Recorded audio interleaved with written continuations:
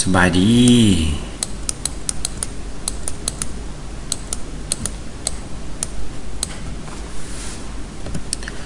มาพบกันเติมใน EP นี้เนาะเพื่อมีน้องๆได้ถามเพจเข้ามาเกี่ยวกับเรื่อง Google เนาะเห็นเฮาได้สอนหลายเนาะเกี่ยวกับ Google ก็เพิ่นได้ถามมาเติมอีกเนาะเกี่ยวกับการใช้ตัว9เม็ดนี่นะเนาะ9เม็ดนี่เพิ่นถาม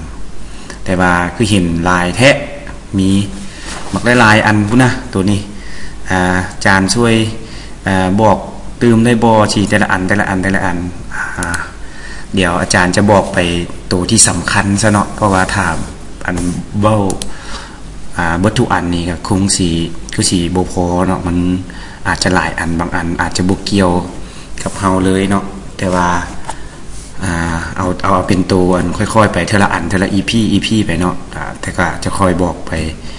ตัวใดที่สำคัญแต่ว่าในนี้เนี่ยมันเกี่ยวข้องกันเบิดเลยอยู่ในอัน 9.9 จุดนี้ของ Google โอเคก่อนอื่นเบิดเฮาก็เข้ามาที่ Gmail เลยเนาะเรียก Gmail ของเฮา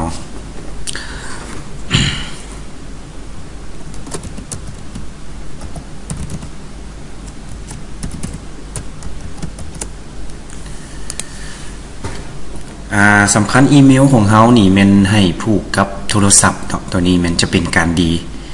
ที่ว่าถ้าว่าเฮาใช้อีเมลที่ว่าผูกกับโทรศัพท์ของเฮาเลยเนี่ยเนาะถือว่าเฮาสิมันจะลิงก์กันนะเนี่ยมันจะแจ้งเตือนตัวนี้ก็แม่นคือสิแม่น Google Calendar เนาะ Google Calendar ตัวนี้คือหน่วยคนเนาะที่จะได้ใช้แล้วก็ได้รู้ถึงประสิทธิภาพแท้ๆของมันเนาะส่วนหลายก็จื้อเอาบ่โน้ตเอาแต่ว่าตัวนี้มีประสิทธิภาพสูงเลยเนาะถ้าว่าผู้ใดใช้เป็นแล้วก็ใช้เกี่ยวกับเรื่องการจัดตารางจัดเวลาอย่างต่างๆเนาะมื้อนี้มันวันที่7เดือน6 2025ตัวนี้สมมุติว่าเฮาอยากจะตัวนี้มันลิงก์กับอีเมลของอันโทรศัพท์เฮาแล้วเนาะตัวนี้สมมุติว่าเฮามีตารางวันที่10นี้เนาะวันที่10นี่เนาะวันที่10แม่นเวลาจักโมงนี่นะเนาะเฮาก็ใส่เวลา 8 โมงบ่9 โมงเวลาใดปึ๊บนี่เฮาจะเพิ่มใส่ตัวนี้มันเฮาคลิกใส่ก็ได้เนาะตัวนี้เวลานี่เวลา 11 โมงบ่ส่วนใหญ่ก็ประมาณ8 โมงครึ่งเนาะ8 โมงครึ่งหัวข้อที่เฮาสิประชุมเด้สมมุติว่าน้องๆมีเสียงซะเนาะสมมุติว่ามีเทสเนาะมีเทสคณิตศาสตร์ซะเนาะมีแคทแมทช์เนาะตัวนี้สมมุติตัวนี้ใส่หัวข้อมันแล้วเนาะตัวนี้ใส่หัวข้อมันแล้วบัดนี้แม่นสิใส่รายละเอียดตื่มบ่เนาะใส่รายละเอียดตื่มตัวนี้แม่นนั่น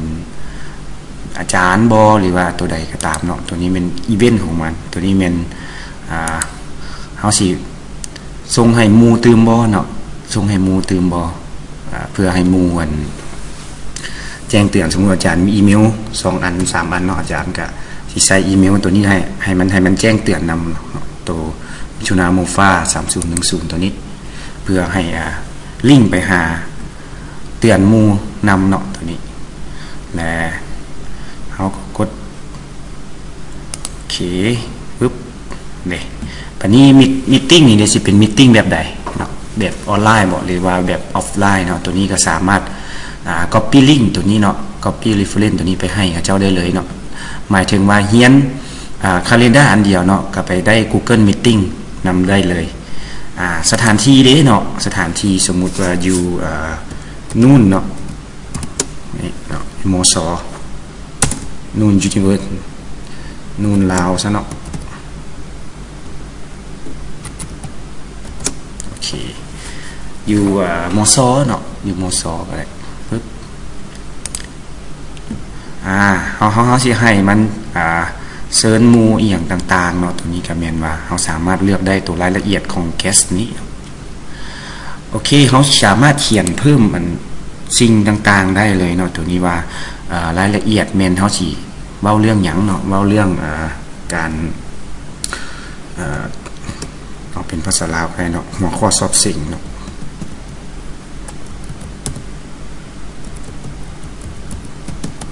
หัวข้อสอบสิ่งแล้วก็บทสอบสิ่งตัวนี้โอเคหลังจากได้เนื้อในทางเบิดแล้วนี่ฮะเขาจะแบบตัวนี้เป็นนี่เนาะเบิดมือบอเนาะหรือว่าแบบชั่วโมงบอเนาะตัวนี้เป็น8 โมงเนาะ8 โมงหา9 โมงเขาสิใส่เป็น8 โมง 30ก็ได้เนาะ8 โมง 30 8 โมง 30หา10 โมงเนาะส่วนใหญ่ก็ประมาณ10 โมงโอเค10 โมง 30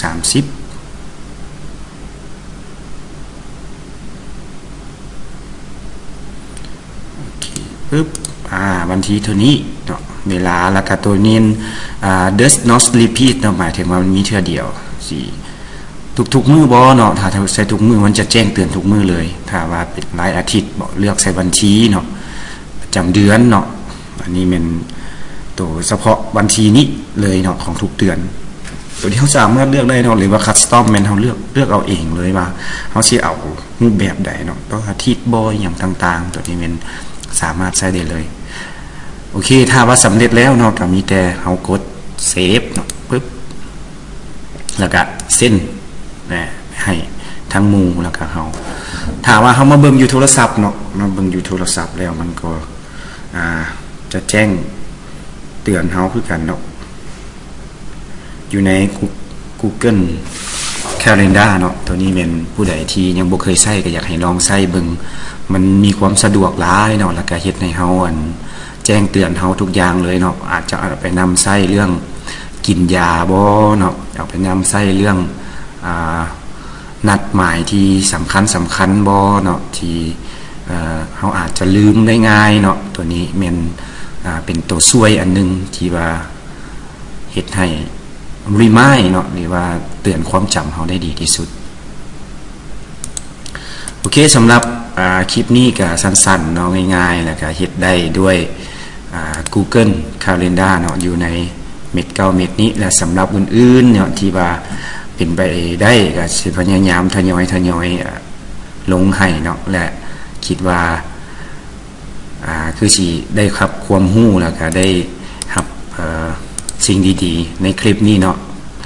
ขอขอบใจและขอให้โชคดีเนาะ